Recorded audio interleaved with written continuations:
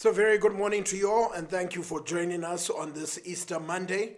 My name is Tatenda Tavaziva, and we continue our series, Experiencing God Day by Day, a book by Henry Blackaby. Many thanks to Muzukuru Funeral Streaming Services for making this devotional available to the public. Today's devotional is entitled Anointing Jesus' Feet. Anointing Jesus' Feet, and such a poignant message for this Easter Monday. It's taken from the book of John, which is the fourth book in the New Testament, Matthew, Mark, Luke, John, chapter 12. I'll read from verse 1 to verse 7, but our main verse is verse 3. And I'm reading from the English Standard Version. 6 days before the Passover, Jesus therefore came to Bethany, where Lazarus was, whom Jesus had raised from the dead. So they gave a dinner for him there. Martha served, and Lazarus was one of those reclining with him at the table. Mary therefore took a pound of expensive ointment, made from pure nard, and anointed the feet of Jesus and wiped his feet with her hair. The house was filled with the fragrance of the perfume. But Judas Iscariot, one of his disciples, he who was about to betray him, said, "Why was this ointment not sold for 300 denarii and given to the poor?" He said this, not because he cared about the poor, but because he was a thief, and having charge of the money bag, he used to help himself to what was put into it. Jesus said, "Leave her alone, so that she may keep it for the day of my burial. For the poor you will always have with you, but you do not always have me."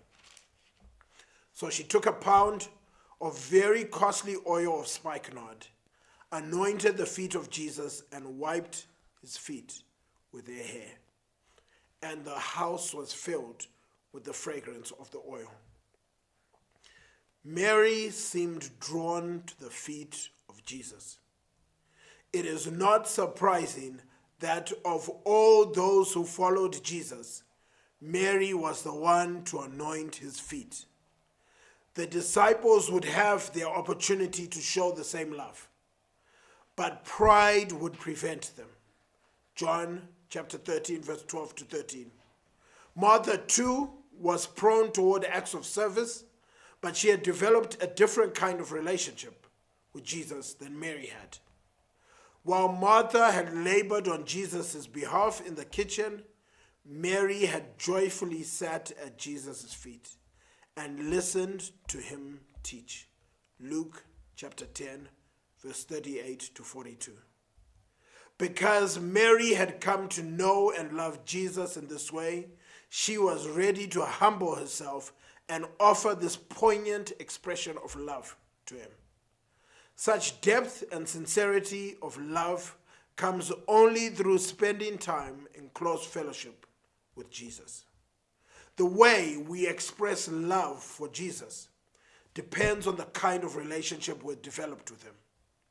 Our love for him will not grow unless we spend time with him, listen to his voice, and experience his love for us. If we find that our love for Jesus has waned, or that we struggle to serve him, it is a clear sign that we must take time to sit at his feet. We may have been involved in Christian activity on his behalf and yet neglected our relationship with him. After we have spent time in intimate fellowship with our Lord, and after we have heard his voice and received his love, we will be prepared to serve him, even laying down our life for him, if that is what he asks. Let us pray. Oh Lord, we pray not like the disciples and not like Martha, but like Mary will be drawn to your feet. Lord, whilst Martha was doing daily duties and chores, Mary was drawn to your feet.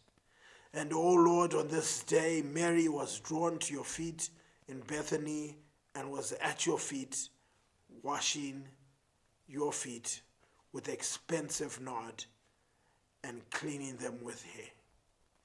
So, oh Lord, I pray that we'll learn to sit at the feet of Jesus. In the hustle and bustle of an everyday life, in a very busy and difficult country to live in. Lord, may we sit at your feet and hear what you have to say to us.